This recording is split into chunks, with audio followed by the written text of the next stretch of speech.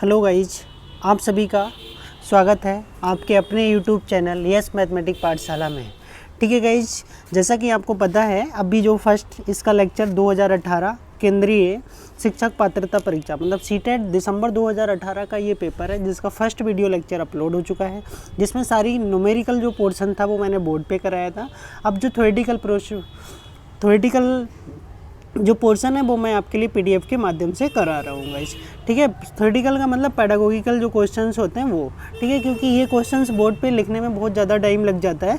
आप भी देख लीजिएगा कितने बड़े बड़े क्वेश्चंस होते हैं। देखिए गाइस, फर्स्ट क्वेश्चन में लिखा है, पहले तो इसका इंस्ट्रक्शन पढ़ लीजिए। निम्नलिखित प्रश्नों के उत्तर देने के लिए सही ऑब्लिक सबसे उपयुक्त विकल्प चुनिए। मतलब सही में भी सबसे सही जो होगा वो चुनना है। ठीक है गाइस, तो पहला क्वेश्चन लिखा है, प्राथमिक कक्षाओं में बच्चे गणित में क्या सीखते हैं, इसके अवलोकन का ध्यान किस पर नहीं होना चाहिए। मतलब यहाँ पे ये इन्होंने बोला है जो प्राथमिक कक्षाओं में बच्चे जो गणित सीखते हैं, ठीक है, इसके अवलोकन का ध्यान किस पर नहीं होना चाहिए। पहला ऑप्शन गणित अवधारणाओं को समझना, गणितीय भाषा का विकास, गणित की समस्याओं का जवाब देने में सटीकता, तर्क कौशल का विकास। तो ये गाइज आपके सामने चार हैं, जल्दी से कमेंट सेक्शन में आंसर दीजिए, फिर मैं आंसर बताऊंगा, उससे मैच कर लीजिए। ठीक है गाइज, तो इसका आंसर है सी आंसर में क्या है, गणित की समस्याओं का जवाब देने में सटीकता। प्राथमिक कक्षाओं में बच्चे गणित में क्या सीखते हैं, इस आकलन, ठीक है, इसका जो आकलन है गाइज वो क्या है, तर्क कौशल विकास। ठीक है, गणित अवधारणाओं को समझना गणित की भाषा का विकास पर निर्भर करता है। मतलब गणितीय भाषा का विकास पर निर्भर करता है। ठीक है, जबकि गणित की समस्याओं का जवाब देने में सटीकता पर निर्भर नहीं करता। ठीक है, गणित का अगर हमारे लिए क्या है, नॉलेज है तब हम करेंगे, जबकि गणित की समस्याओं का जवाब देने में सटीकता पर निर्भर नहीं करता। गणित का विकास किस पर निर्भर करता है, गणित की अवधारणाओं का समझना गणितीय भाषा के विकास पर निर्भर करता है, ना कि गणित की समस्याओं का सटीकता से जवाब देने पर निर्भर करता है। तो इसका सी ऑप्शन क्या हो जाएगा, सही हो जाएगा। नेक्स्ट क्वेश्चन देख लीजिए गाइज, प्राथमिक कक्षाओं में एक गणितीय अवधारणा के विकास में निम्नलिखित निर्देशों का अनुक्रम किस प्रकार होना चाहिए। सबसे पहले लिखा है, गणितीय भाषा को सीख रहे हो, सबसे पहले आप क्या करेंगे, यहाँ पे क्वेश्चन में लिखा है चित्र बनाना, प्रतीकात्मक प्रतिनिधित्व का उपयोग करना, अनुभव प्रदान करना, भाषा के माध्यम से समझाना। ठीक है गाइज, तो इन चार में कौन सा सही हो सकता है वो आपको बताना है। मतलब यहाँ पे क्रम, मतलब इनका क्रम बताना था गाइस। तो सबसे पहले जो क्रम की बात करते हैं तो इसका बी ऑप्शन सही होगा।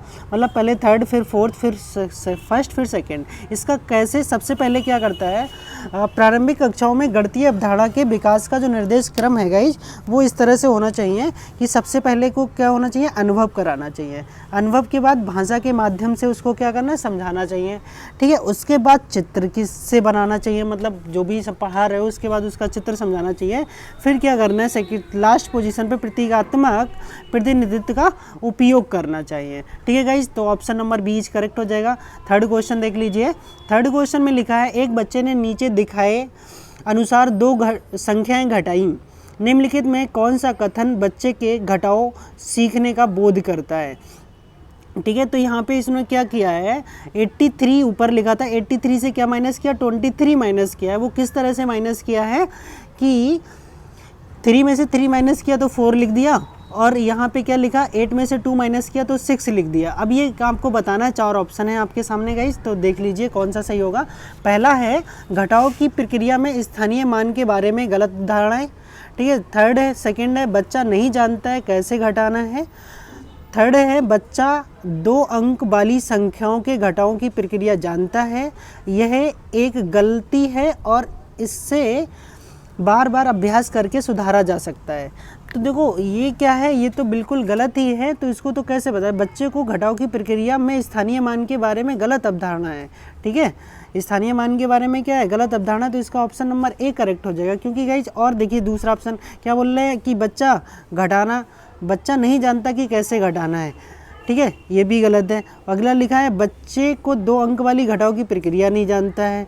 यह एक गलत और इसे ठीक है, बार बार अभ्यास करके क्या करना, दोहराना चाहिए, क्योंकि मैथ क्या होता है रटंत वाला नहीं होता है, तो इसलिए ऐसा नहीं कर सकते। तो ऑप्शन नंबर कौन सा होगा, बच्चे को घटाव की प्रक्रिया में स्थानीय मान के बारे में धारणा में गलत अवधारणा है। ठीक है, जो धारणा है उसकी वो गलत है, इस वजह से वो क्या हो रहा है, गलत हो रहा है। से स्पष्ट है कि बच्चों को घटाव की प्रक्रिया में स्थानीय मान के बारे में गलत धारणा है।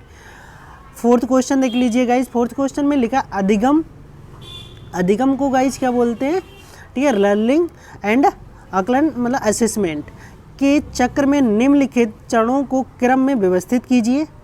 ठीक है, सबसे पहले इन्होंने लिखा है शिक्षण अधिगम के साथ एकीकृत आकलन, शिक्षण अधिगम और आकलन की योजना बनाना और उसका संगठन, प्रगति रिपोर्ट का मतलब जो प्रगति रिपोर्ट है का विकास, बच्चों के अधिगम और प्रगति की प्रतिपुष्टि की रिपोर्ट और उसका संचार। तो इसमें भी आपके मतलब 4 ऑप्शन है, उनका क्रम लगाना है कि पहले क्या होना चाहिए। ठीक है गाइज, तो इसके बारे में भी आपको क्या करना, बताना है।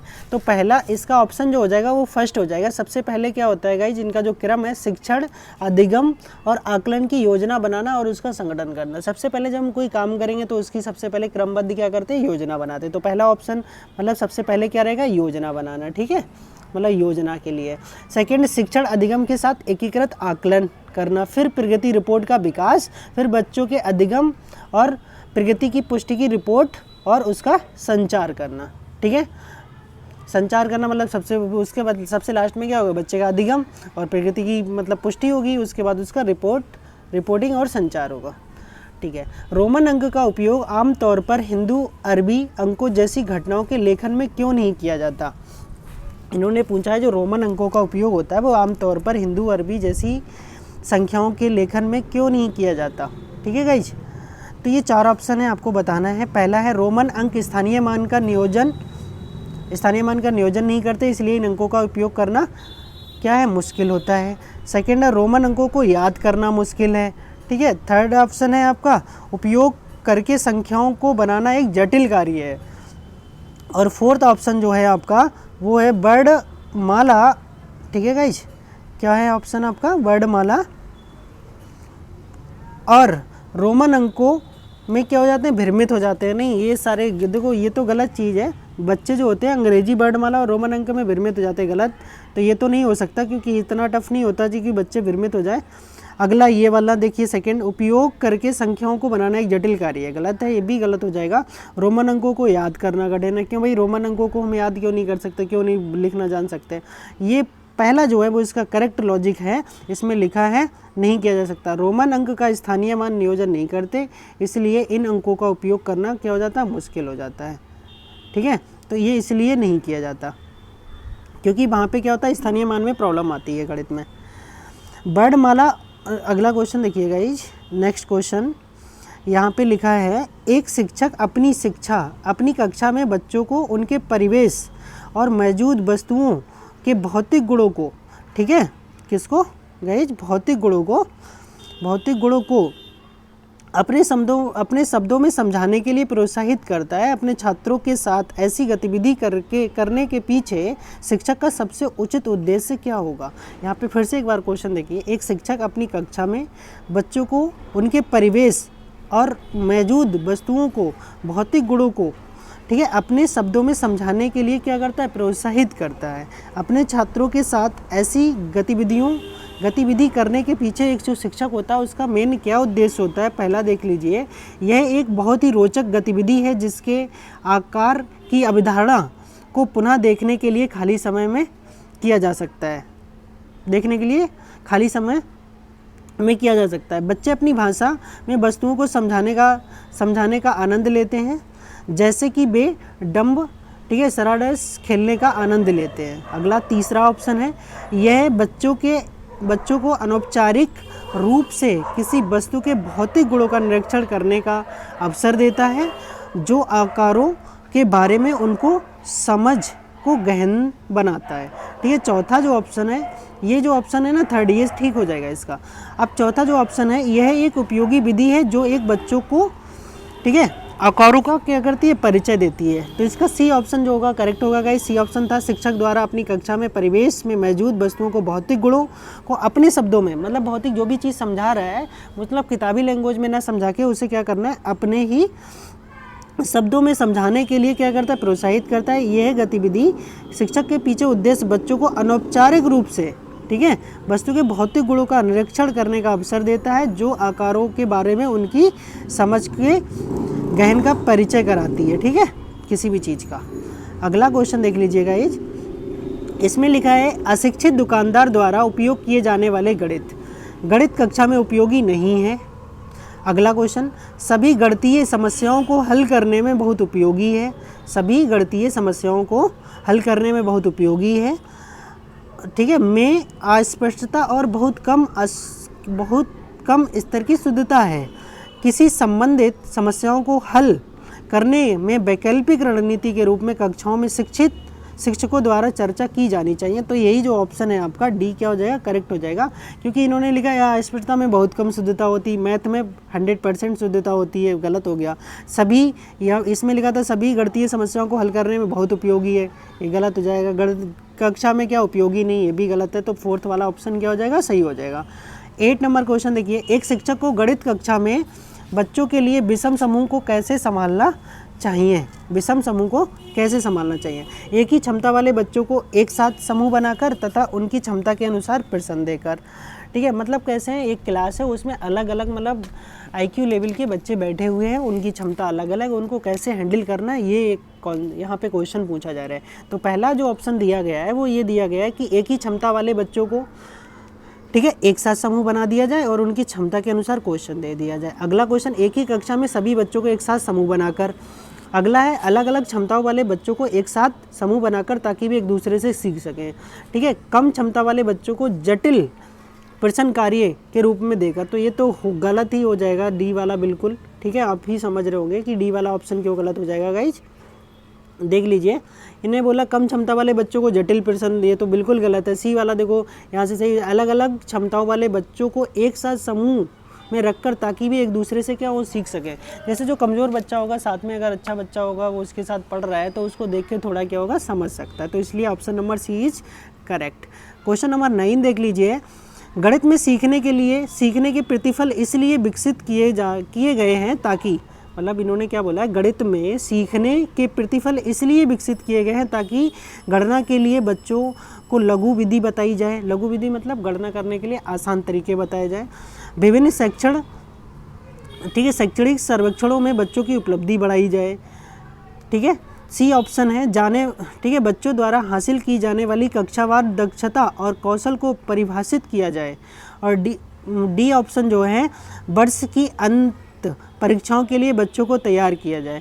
ये तो बिल्कुल गलत हो जाएगा, बच्चों को केवल अंतिम परीक्षा के लिए थोड़ी ना तैयार किया जाता है। बच्चों में कौशल विकास ये सारी चीज़ें विकसित की जाती हैं। तो बच्चों द्वारा हासिल की जाने वाली कक्षावार दक्षता और कौशल को परिभाषित किया जाए। तो ऑप्शन नंबर सी इसका करेक्ट हो जाएगा गाइस, ठीक है। तो यहाँ पे लिखा है गणित में सीखने के लिए प्रतिफल विकसित किए का मुख्य कारण यह है कि बच्चों द्वारा हासिल की जाने वाली कक्षावार दक्षता और कौशल को परिभाषित किया जाए। प्रतिफल विकसित हो जाने से फलस्वरूप बालक में संपूर्ण क्या हो जाता है, शैक्षिक क्रियाकलाप का, ठीक है, आकलन करने में सहायता प्राप्त होती है, जिससे बालक की त्रुटियों को सुधारा जा सकता है। अब 10 क्वेश्चन देखिए, निम्नलिखित में से, ठीक है, कक्षा में हो रहा कौन सा कार्य एक गतिविधि है। शिक्षक समझाते हैं, प्रश्न कैसे हल करें, ठीक है, पहला। सेकंड, बच्चों द्वारा कविता के रूप में गिनती का वाचन, बच्चों द्वारा श्यामपट्ट से नकल करना, बच्चों का अन्वेषण करना, मतलब एक्सप्लोरेशन करना। भाई पहले ऑप्शन में क्या था, शिक्षक द्वारा प्रश्न कैसे हल करेंगे, तो ये एक्टिविटी नहीं है गाइज, ये क्या है, एक एक्टिविटी नहीं है। यहाँ पे बोला बच्चों द्वारा कविता, तो ये भी एक्टिविटी क्या है, यहाँ पे क्या चल रहा, वाचन चल रहा, तो ये भी नहीं होगा। बच्चों द्वारा श्यामपट्ट से नकल करना, ये भी एक्टिविटी नहीं है। बच्चों का अन्वेषण में लगना, ये क्या है गाइज, एक क्रियाकलाप हो गया, मतलब गतिविधि हो गई, ठीक है। दिए गए समस्त विकल्पों में से बच्चों का अन्वेषण में लगना एक क्या है, गतिविधि आधारित प्रक्रिया है। अगला क्वेश्चन नंबर 11, गिनती के कौशल को विकसित करने के लिए निम्नलिखित में से कौन सा पूर्व संख्या अवधारणा के रूप में सीखने के लिए आवश्यक नहीं है। एक ठीक है, संगतता, ठीक है, क्या लिखा है, सीरिएशन मतलब क्रमबद्धता, और तीसरा है संख्या नाम यादृच्छिक रूप से पढ़ना, ठीक है। अगला है समूह बनाना, तो इसका ऑप्शन नंबर सी ठीक हो जाएगा। बच्चों के बीच गिनती के कौशल को विकसित करने के लिए, मतलब अगर बच्चों को आपको क्या गिनती सिखानी है तो गिनती एक एक नहीं, मतलब पूरा समूह बना के उनको क्या करना, एक एक करके क्या करना है, बच्चों को गिनती के कौशल में विकसित करने के लिए समूह बनाना, एक एक संगतता क्रमबद्धता आवश्यक है, जबकि संख्या नाम यादृच्छिक रूप से पढ़ाना आवश्यक नहीं है। ठीक है गाइस, अगला क्वेश्चन देख लीजिए। एक बच्चे से यह प्रश्न पूछने पर कि क्षेत्रफल क्या है, मतलब एक बच्चे से प्रश्न पूछा गया कि क्षेत्रफल क्या है, तो उसने क्या बताया, लंबाई गुणा चौड़ाई। ठीक है, इस उत्तर दिया। ठीक है, क्षेत्रफल की अवधारणा के बारे में, बच्चे की समझ के बारे में आप क्या कह सकते हैं। जैसे आपने किसी बच्चे से पूछा कि क्षेत्रफल क्या है, तो क्षेत्रफल बच्चे ने बता दिया, लंबाई गुणा चौड़ाई क्या है, क्षेत्रफल है। तो आप इस बारे में क्या क्या रिजल्ट निकाल सकते हैं वो आपको बताना है। पहला रिजल्ट है, बच्चे को क्षेत्रफल की अवधारणा के बारे में कोई जानकारी नहीं है। ठीक है, अगर अब ये अवधारणा के बारे में कोई जानकारी नहीं होती तो लंबाई गुणा चौड़ाई नहीं बताते, तो पहला ऑप्शन तो ऐसे ही गलत हो जाएगा। बच्चे ने किसी भी बंद आकार के, ठीक है, बच्चे ने किसी भी बंद आकार के समान विचार को आयत के क्षेत्रफल के रूप में प्रयोग किया। ठीक है, अगला देखिए, बच्चा सही कह रहा है कि लंबाई गुणा चौड़ाई क्षेत्रफल है। ठीक है, बच्चा क्षेत्रफल और परिमाप की अवधारणा के बीच में क्या है, उलझन में है। तो देखो ये भी गलत है, ऐसा तो गलत है। ठीक है, बच्चा सही कह रहा है कि लंबाई गुणा चौड़ाई क्षेत्रफल होता है, ऐसा ज़रूरी नहीं है। वर्ग में क्या होती हैं, दोनों साइडें बराबर होती हैं, तो जो लंबाई और चौड़ाई बराबर होती है, तो ऐसा हम नहीं बोल सकते। अब जैसे हमें किसी भी त्रिभुज का अगर क्षेत्रफल निकालना है तो त्रिभुज का क्षेत्रफल लंबाई गुणा चौड़ाई से नहीं निकलता है। तो ये भी सही, ये वाला जो सी ऑप्शन है ये भी गलत हो जाएगा। इससे ऊपर बढ़ते हैं, हाँ ये ठीक हो जाएगा। क्या लिखा है, बच्चे ने किसी भी बंद आकार के क्षेत्रफल, ठीक है, बंद आकार के क्षेत्रफल के सामान्य विचार के आयत के रूप में क्षेत्रफल में उपयोग किया है। मतलब आयताकार उसने हमेशा पढ़ा है, तो उसने आयत के आधार पर क्या क्षेत्रफल बता दिया। तो बी ऑप्शन क्या हो जाएगा, करेक्ट हो जाएगा। नेक्स्ट क्वेश्चन देख लीजिए गाइज।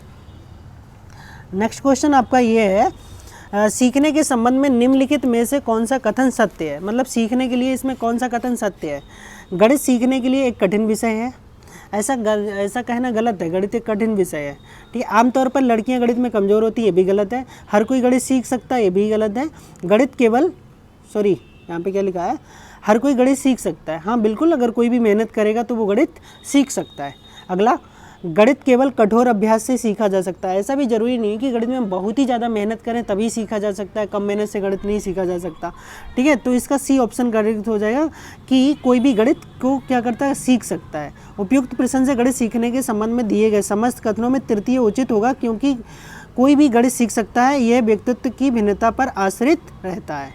ठीक है, क्वेश्चन नंबर 14, पाइथागोरस प्रमेय को सिखाने के लिए एक शिक्षक ने एक शीट वितरित की जिस पर समकोण वाले 4 त्रिभुजों को खींचा था और बच्चों को त्रिभुज की भुजाओं के बीच संबंध खोजने के लिए कहा। उपयुक्त शिक्षक ने प्रोग्राम किया। आगमन विधि का करेगा, निगमन का करेगा, व्याख्यान का करेगा या प्रयोगशाला का करेगा।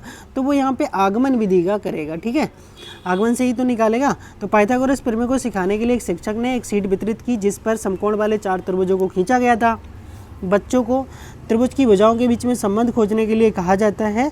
उपयुक्त परिस्थिति में शिक्षक ने आगमन विधि का प्रयोग किया है। आगमन विधि के अंतर्गत सर्वप्रथम क्या दिया जाता है गाइज, उदाहरण प्रस्तुत किया जाता है, तत्पश्चात नियम बताया जाता है। तो सबसे पहले उन्होंने क्या कर दिया, एक उदाहरण प्रस्तुत कर दिया, और पहले उदाहरण देंगे, बाद में अगर हम उसको समझाएंगे या नियम बताएंगे तो वो कौन सा विधि हो जाती है, आगमन विधि हो जाती है। ये सारी चीज़ें आपको जब मैं साइकोलॉजी पढ़ाऊंगा तब बताऊंगा। क्वेश्चन नंबर 15, निम्नलिखित में कौन सा कथन, ठीक है, संकल्पना मानचित्र के बारे में सत्य नहीं है। पहला है, संकल्पना मानचित्र अंततः संबंधित अवधारणाओं और उन्हें जोड़ने वाले लिंक का संग्रह प्रस्तुत करते हैं। संकल्पना मानचित्र केवल शिक्षकों द्वारा बनाया जाना चाहिए। थर्ड ऑप्शन, संकल्पना मानचित्र प्रकृति की ठीक है, अनुक्रमित है, नए शिक्षण को पूर्व ज्ञान से जोड़ने में सहायक है। तो ये तो कहना गलत होगा, डी ऑप्शन। ठीक है, कि नए ज्ञान से मतलब पुराने ज्ञान से नए ज्ञान को जोड़ना। संकल्पना मानचित्र क्या है, पदानुक्रमित होता है, ये भी गलत हो जाएगा। ऑप्शन नंबर इसका क्या सही हो जाएगा, इस बी सही हो जाएगा। संकल्पना मानचित्र वह प्रक्रिया है जो प्रकृति में पदानुक्रमित होने के साथ साथ नए शिक्षण को पूर्व ज्ञान से जोड़ने में सहायक होती है। मतलब नया ज्ञान अगर हम कुछ भी सिखा रहे हैं तो बच्चा जो भी पहले से सीख चुका है उससे दोनों को क्या करना है, इंटरेक्ट कर देना, मतलब मिला देना है। ठीक है, जोड़ देना है, वाले लिंक का संग्रह प्रस्तुत करते हैं। उपयुक्त प्रश्न में संकल्पना मानचित्र केवल शिक्षकों द्वारा बनाया जाना चाहिए, यह कथन पूर्ण असत्य है।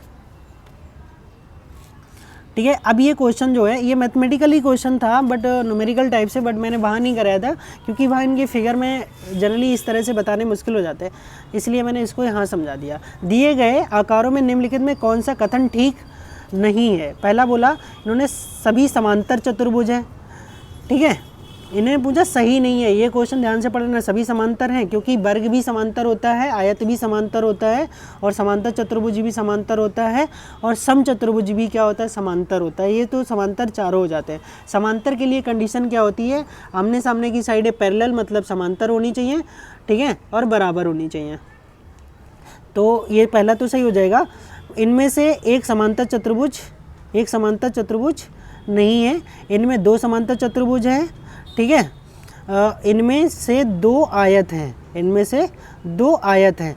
ठीक है। अब इनमें देखो आयत कौन कौन से हैं, अगर मैं बात करूं तो आयत कौन कौन सा हो जाएगा भाई? पहला भी देखो वर्ग भी आयत होता है और ये भी आयत हो जाएगी, तो ये दो आयत हो जाएंगे, तो ये भी ठीक, सी भी ठीक हो जाएगा। दो समचतुर्भुज हैं, दो समचतुर्भुज भी हैं भाई, इसकी और इसकी मतलब चारों भुजाएं बराबर हो जाएंगी तो समचतुर्भुज भी हो जाएगा, या उसको बोल दें सॉरी ये वाला नहीं, ये वाला समचतुर्भुज हो जाएगा। इसकी चारों भुजाएं समान है, इसकी भी चारों भुजाएं समान है, ठीक है। अब लिखा है इसमें से एक समांतर चतुर्भुज नहीं है, जबकि ये क्या है? चारों के चारों ही क्या है? समांतर चतुर्भुज हैं, तो बी ऑप्शन तुम्हारा क्या हो जाएगा? गलत हो जाएगा। और यही पूछा कौन सा ठीक नहीं है, तो बी ठीक नहीं है, तो बी ऑप्शन आपका करेक्ट हो जाएगा। अगला क्वेश्चन देख लीजिए, इसमें आपसे पूछा गया है दिए गए ठोस में से किसको मोड़कर बनाया जा सकता है?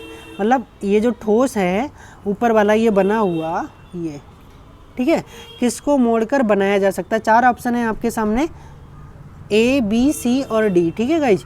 अब ए बी सी डी में से इसको किसको मोड़कर ऐसा बनाया जा सकता है? तो गाइज सिंपली एक ही क्वेश्चन ऐसा है, क्या करें, ये जो बी वाला ऑप्शन है ना, इसके बीच वाले को तो ऐसा ही रहने दीजिए, आप देखते रहिए, मैं बता रहा हूँ फिर से, एक सेकेंड, ये बीच वाले को तो आप ऐसा ही रहने, बाकी चारों कोनों को ऊपर उठाओ, ये वाला और ये वाला तीनों को देखो, ये वाला तो ऐसे ही रहेगा जो भी अंदर वाला है, और उसके बाद दीजिए जो बाहर वाले कोने थे उन चारों को उठा के इस तरह से मिला देंगे, वो यहाँ पे आके मिल जाएंगे जो इस पॉइंट पे, तो बी ऑप्शन को फोल्ड करके ऐसा बनाया जा सकता है, ठीक है गाइज। उम्मीद करता हूँ समझ में आया होगा। ये लास्ट क्वेश्चन, निम्नलिखित में कौन सा दिए गए ठोस की ऊपरी सतह का दृश्य है? ऊपरी सतह का दृश्य है भाई, जब ऊपर से देखोगे तो ये कैसा लगेगा? आपके सामने चार ऑप्शन है, बता सकते हो ऊपर से देखने पे ये कैसा लगेगा भाई? ऊपर से देखेंगे तो सब एक जैसा ही दिखेगा ना, ऊपर से देखने पर इसकी सतह कैसी दिखाई देगी? इस तरह से दिखाई देगी। और यही क्या होता है इस क्वेश्चन में बहुत ज़्यादा कन्फ्यूजन होता है, आप ऊपर से देख रहे हो ना इसके लिए, तो ऐसा थोड़ी ना दिखेगा जैसा डी है, जैसा कि आप यहाँ पे क्वेश्चन में देख रहे हो कि इस तरह से दिख रहा है, तो ऊपर से देखेंगे तो ऐसा ही दिखेगा, ऐसा नहीं दिखेगा। ऊपर से देखेंगे तो बिल्कुल ए ऑप्शन की तरह दिखेगा, आप ऊपर से इसको ट्राई भी कर सकते हो देख के, ठीक है गाइज, क्योंकि अभी हम इसको साइड से देख रहे हैं इसलिए हमें ये छोटा बड़ा दिख रहा है, बट ऊपर से देखेंगे तो सब एक जैसे दिखेंगे, ठीक है। एक लास्ट क्वेश्चन और है, विच वन, सॉरी हिंदी में पढ़ता हूँ, निम्नलिखित में कौन में किसकी लागत अधिक है?